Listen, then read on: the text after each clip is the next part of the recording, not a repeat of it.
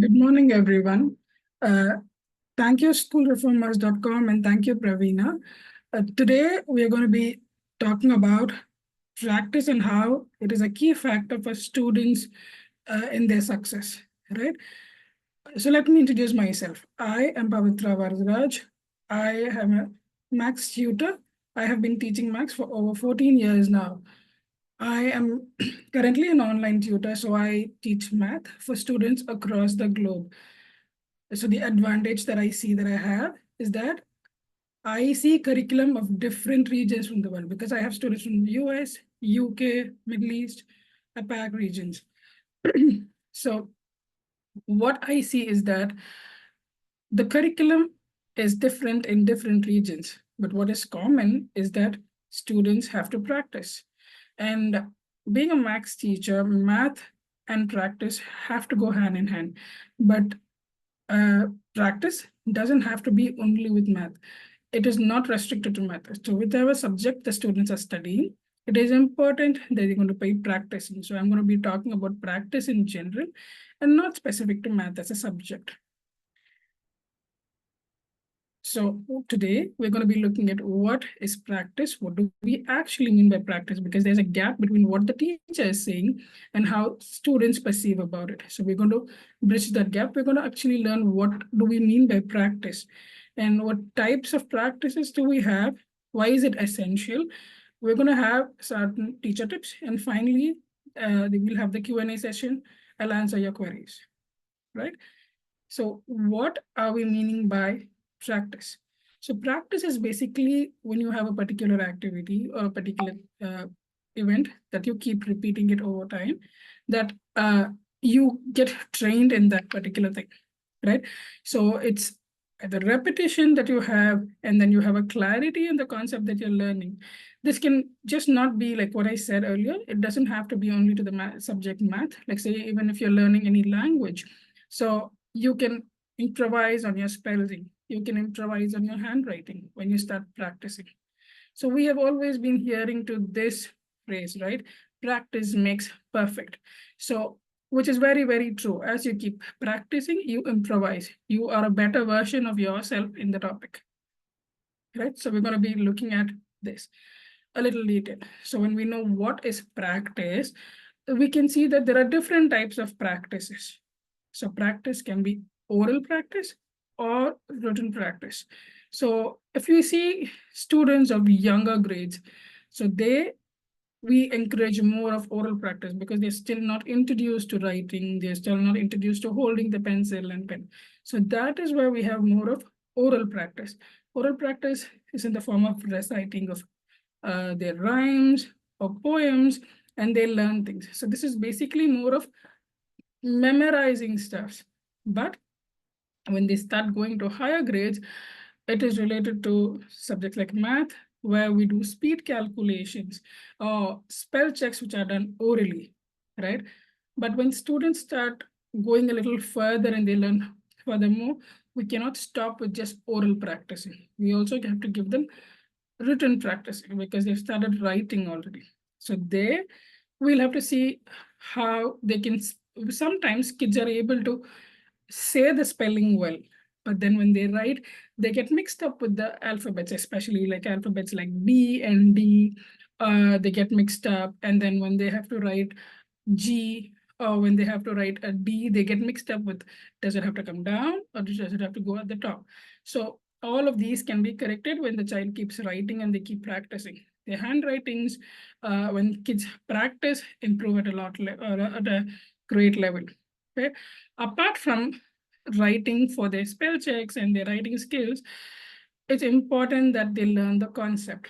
And learning concept gets improvised only by practice, because when they're learning with the teacher in the class, they have a limited time frame. So when they sit with themselves and practice at home, or when they sit in an extra class, when they have an extra hour in the school, and when they sit with their teacher and they practice whatever they learned, is when they're able to recall whatever they've learned better.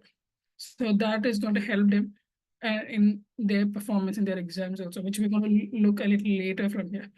Now, apart from this, we also have logical understanding. So these are the different types of practice is. Now that we understand what practice is and the types of practice, we'll be focusing now not on the memorizing or the rote repetition method, right? We are going to be focusing on the concept learning, the logical understanding, the writing skill development for the student, right? Because that is where the actual learning, the independent learning of the student is developing. It's not that it's bad for a child to memorize, but memorizing without understanding is not going to be helpful for the student in the long run. And it's going to be overwhelming to the student as they start going to higher grades, because there's so much that they will have to recall and remember. It becomes hard for them to remember so much. So instead, if they're going to logically understand whatever is being taught to them, it becomes easier for the child to understand. So what happens when there is a deliberate practice that is happening is that whatever the child learns goes from the short-term memory to their long-term memory. So the child is able to recall whatever they've learned. So that is how what happens is, if a child, like how we see today, like we don't read ABCD over and over again as we keep growing to higher grades, but we're still able to remember that.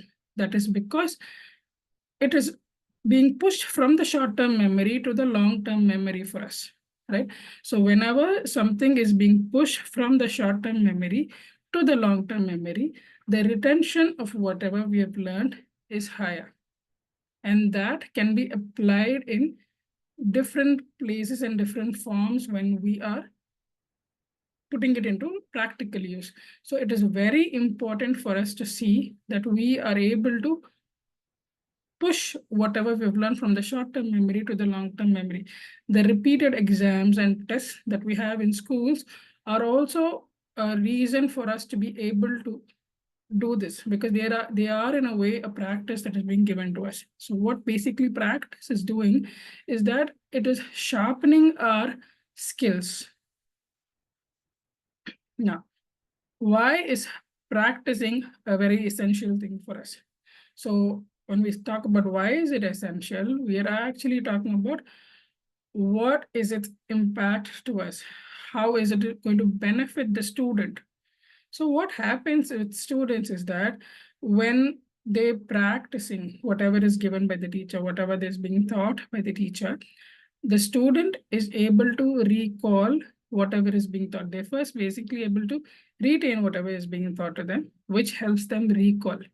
So this actually helps the student in actively participating in the class when the teacher is teaching something. So say, for example, if the teacher has taught a topic today in school, the child goes back home and practices on that topic, like, reworks on that, reads the entire chapter all over again, and is able to, when the teacher is teaching in the school, the teacher is going to be reading it quickly so that she has a time bound, like in 40 minutes, the teacher has to complete a particular chapter. But then the child goes back home, the child is reading the entire chapter again. The child is reading it in his or her own pace. And if, say, the child has not understood a particular word or a particular phrase, looks into the dictionary, understands the meaning of it. So the child is having enough time to do it. So probably the teacher has done it just 40 minutes, but the child is able to spend 1.5 hours on that topic. So the child is spending enough time practicing about it, recalling everything about it. So the next day, if the teacher is going to question something from that particular topic or that particular chapter that she's taught, the child is able to explain better in the class. The child is able to elaborate and talk about in class. And this in result is going to actually the child is going to gain a lot of confidence, because obviously when the child is able to do this, the teacher is going to appreciate that student. His or her friends and peers are going to appreciate them. So there's a confidence building that is happening. And this will actually help the student perform better in their examinations, score better in their examinations, right? So practicing helps the student to retain whatever they've learned. Next, it also builds confidence. Now, all of these points are actually interlinked. So we cannot speak about each one of them without the other. So like I said, the confidence level of the student builds, because what happens is that when they're learning about a topic newly in class, the student may not be able to understand everything of what is being taught by the teacher. Or it could be that the student feels that they have understood everything of what the teacher is told. It could be either ways. But then later when the student sits with himself or herself and they sit and practice more. Sorry, example in math, when the teacher is teaching something, especially if they are in middle school level, where the teacher teaches something from algebra and so on, the child feels that he or she has understood everything of what the teacher has taught. But then it's only when they solve it independently with themselves, they practice it at home, or they practice it when the teachers ask them to do by themselves, is when they start getting new doubts. They start seeing if they're actually having gaps in their understanding. And that is where the child starts asking the teacher again as to how to solve. They take initiatives from their side, opening the textbook and looking into their illustrations and all that. So that is where there is also an interest level that is developing for the student. And by doing all of this, the child will at least be practicing 4 or 5 problems on the same topic. Now, this makes the student understand whatever they have done, and then that builds the confidence for the student, right? And from there, the child will find his or her own creative way to solve similar problems, right? And if it is not just math, if it is going to be other subjects, they will find innovative ways in phrasing all of these and writing all of these in papers and putting it across. Now, I see a lot of my students, okay, giving you example from my students, right? I see a lot of my students who start feeling more confident when they start practicing and they start making patterns in math, right? So they say, ma'am, I've found a pattern on this particular thing. And I found a pattern. So they start creating patterns. And then when they're going to box it into patterns, it becomes easier for them to segregate things and understand things. So this happens, this confidence comes to the child only when they practice.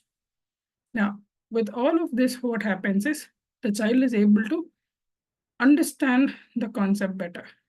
So, and concepts are interlinked. One topic to the other is interlinked. Our curriculums are always designed in a way that topics are interlinked.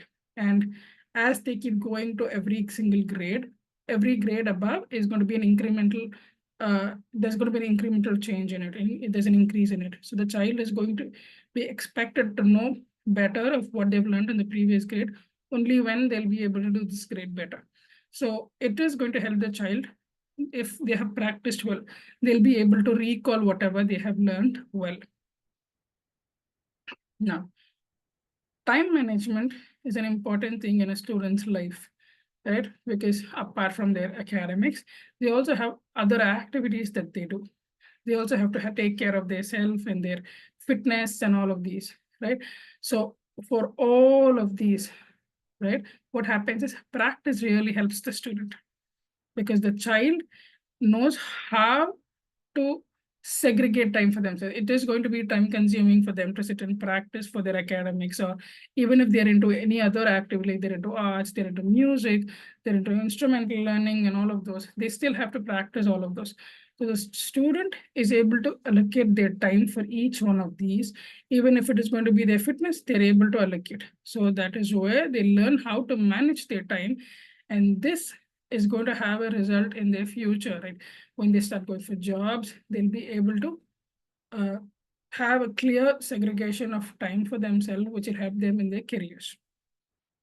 Also, they also it helps them in their problem solving, because the child sits with themselves. The student is going to sit with themselves and solve. Like if there is a homework that is given to the child, which is going to be an extra practice or whatever they've learned in school, the child is expected by the teacher to sit with himself or herself and solve it. So the child spends some time with themselves, see how they can do it.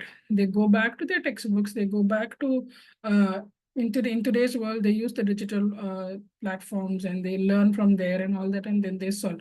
So there is an amount of time that is being invested by the child in understanding what is being taught. So this is how they develop problem solving, and then they find different ways, innovative ways to solve the problem. Sometimes when kids can come back to us of whatever they've solved in their math problems, they could have got the answer, but they might have not done in the way that we have thought them. But there'll be an interesting way in which they have come. So there's also a learning that happens to the teachers when students come to us. There's a different way, there's a different approach in which they have solved this. All of this happens only when they have an understanding of the concept, and this understanding is happening because they practice, right? And as we all know, by practicing again and again, as they keep doing again and again, their anxiety level goes down because there is a clarity on what they learned. This automatically reduces their anxiety. And a student who's actually practiced for their exam well goes with less anxiety, right? And all of these is done for the student to score better. So automatically everything falls in place and the student is able to perform well in their exam, score better. And as they get better results, they'll get into better schools and better colleges and they have a brighter life.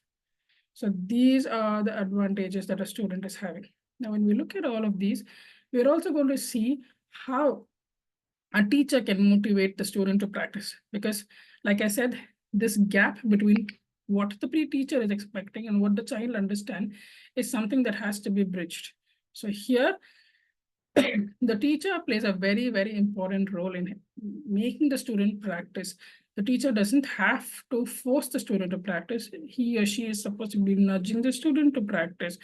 They'll have to come up with innovative ways to make the student practice. So encouragement and feedback is the most important thing. The child should not be encouraged or praised only for the result. It is the effort that the child puts in, right? Even if the child has got the answers wrong, it's completely fine. Teachers have to understand this. It's fine if the child has got the answer wrong. It is important that the child has spent time with himself or herself and has tried to solve the particular question, right? The effort, the progress, the improvement of the child in every situation of these, in every stages of these, the child has to be appreciated and encouraged. Also, the child has to be given constant feedbacks. The child has to be told where he or she is lagging, where he or she needs help. And also the teacher has to highlight the places where this child is strong in. So the teacher can say, you're strong in this, but you're lagging this. But that is when the child is able to understand which is his core strength and where he or she needs to improvise.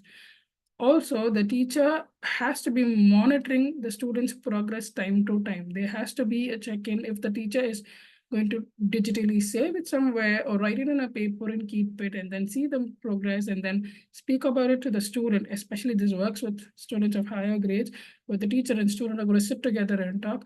The child feels very, very satisfied that the teacher is investing quality time for his or her progress. So this is the place where students start, paying more attention to their academic progress. So setting goals and expectations is an extension to what we were talking right now.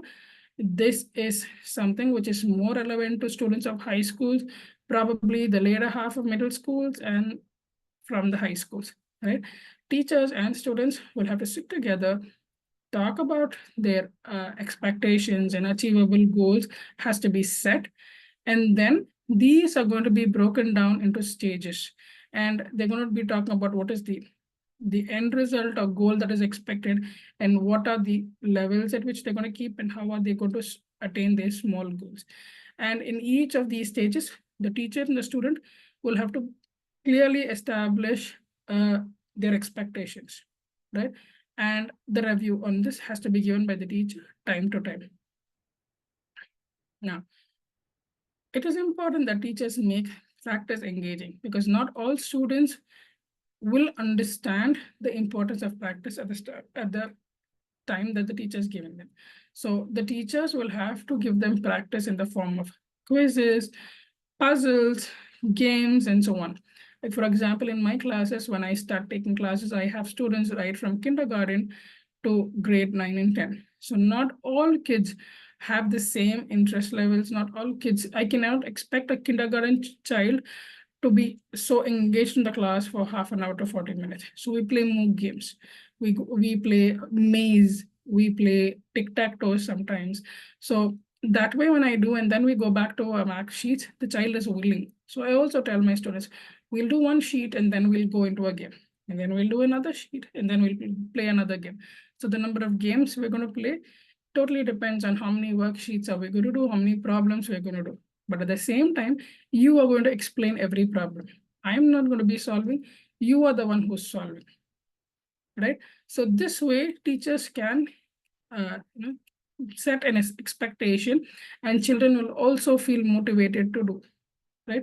They can also be given real-time examples, and that is when students understand better as to why they're learning something. This is so common with math.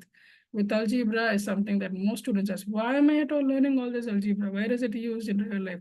So if teachers can tell students how algebra is used in real life, they understand it better, they understand the use of it better, and then they start learning it. Now, apart from the teacher making the practice engaging, the teacher should also extend by giving them support resources. Like for example, it could be online materials where the teacher gives them extra materials to study about it. If the student is a little ahead of their grade, the teacher can motivate the student by giving them a little extra content and say, you can read this, you are a child who's capable of doing this, right? On contrary, if the student needs more support, the teacher should be willing to tell the student that come back to me like at a time that you're free and I'm free. We can sit together, we can discuss on this topic and we can do. So you can feel free to come to me on any given day. We will work together.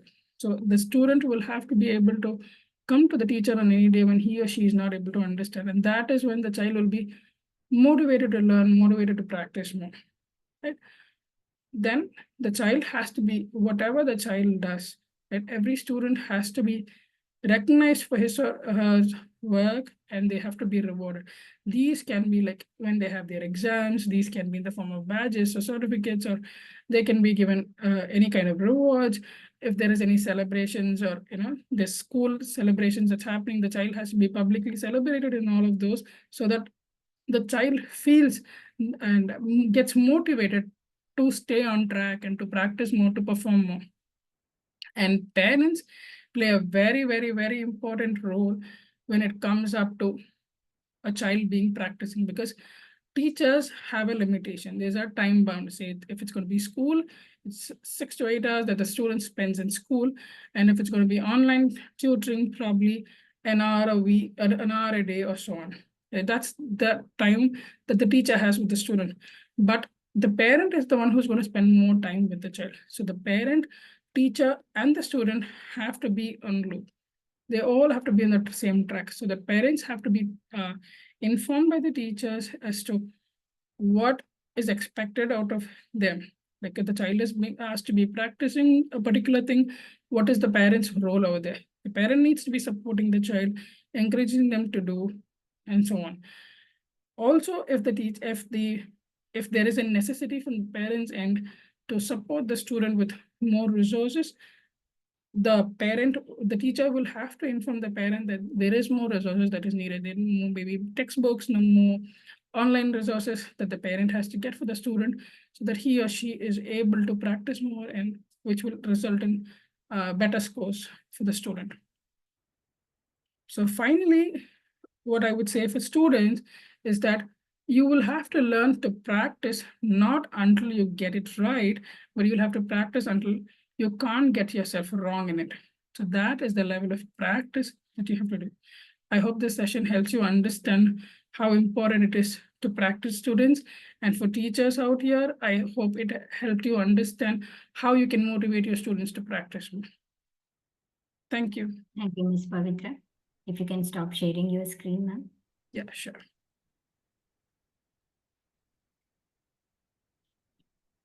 So very detailedly explained, ma'am. I have a couple of questions from my end. So how do you recommend students balance practice with other aspects of their academic life, such as studying theory and attending classes?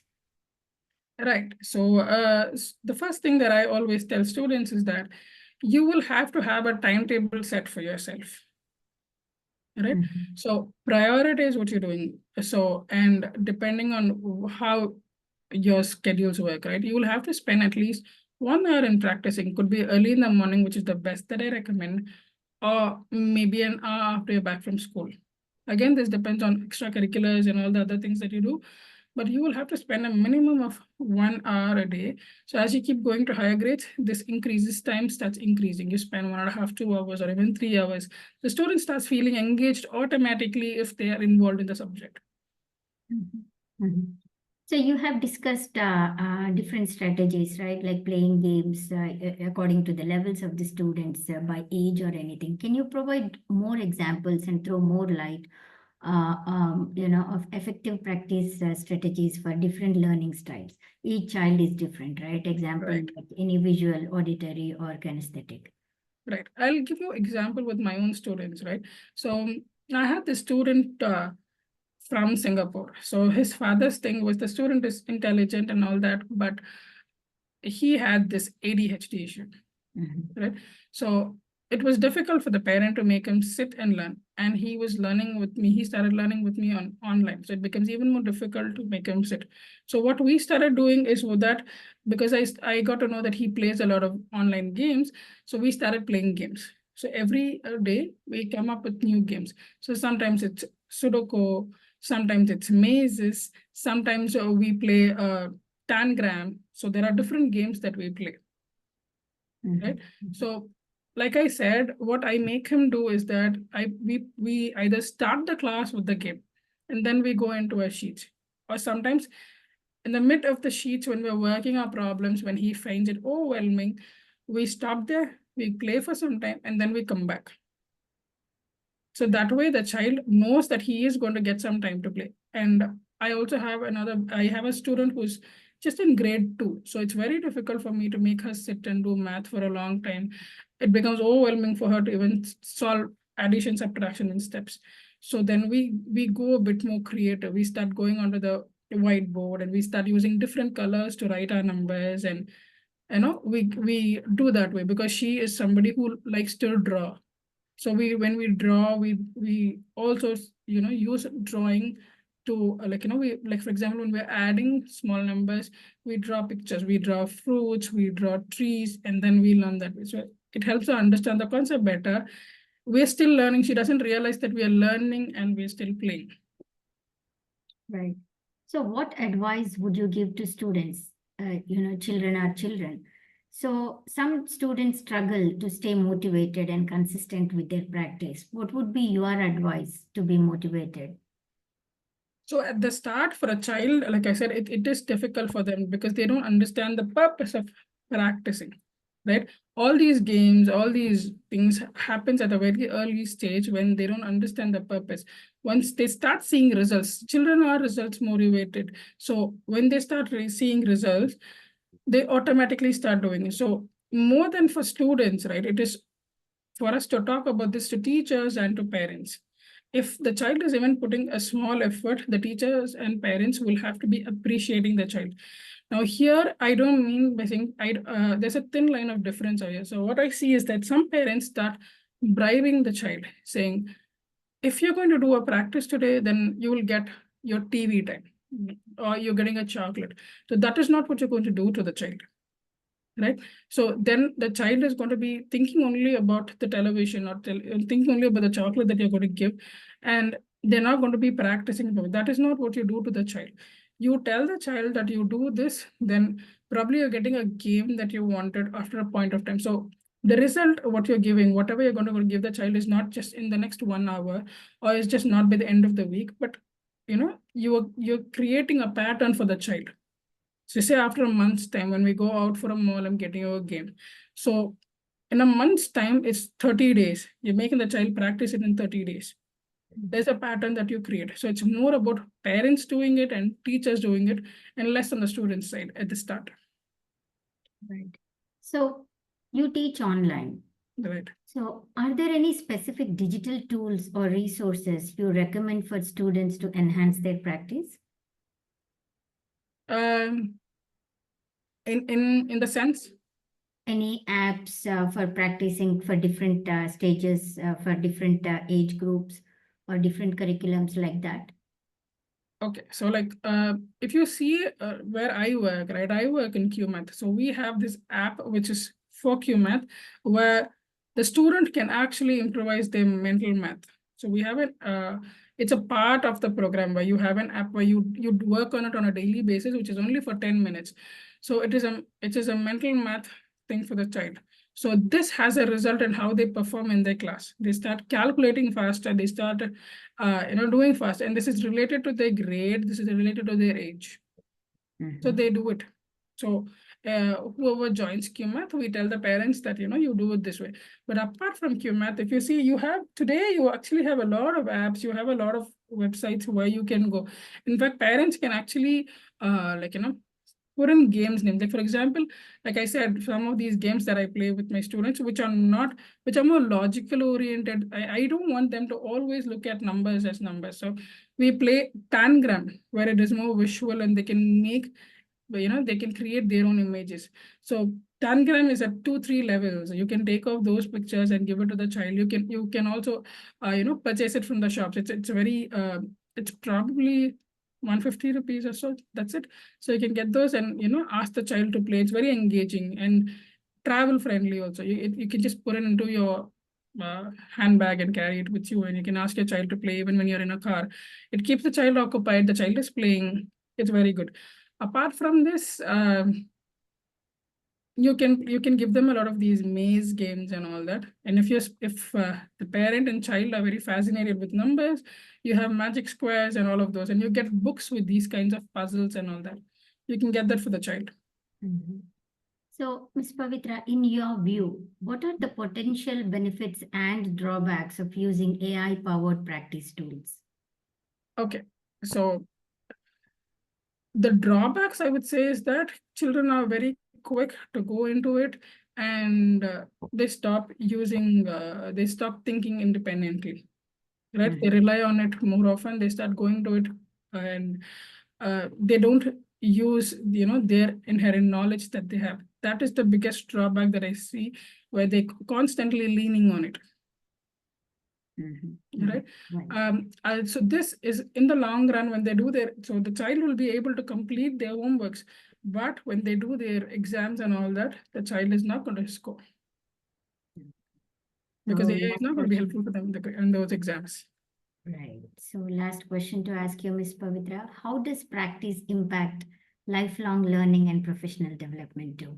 Right. So a person who keeps practicing, there's a regime that they build for themselves. So even when they start going and start working in organizations, and they start becoming managers and so on, they still have this inherent thing of practicing for whatever they're doing. They try to outbeat themselves. All of this starts building in when they start practicing. So they don't look at somebody else as a competitor. They'll start looking at their previous version as their own competitors. They'll start, outperforming themselves. Thank you. Thank you for the talk and for patiently answering all the questions, Ms. Pavithra. And we will end the session now. Before we end, do you want to mention anything else, ma'am? Thank you, Pravina. Thank you so much for these wonderful questions that you asked, and also thank you for giving me this opportunity to share my talk on this. Thank you. Thank you.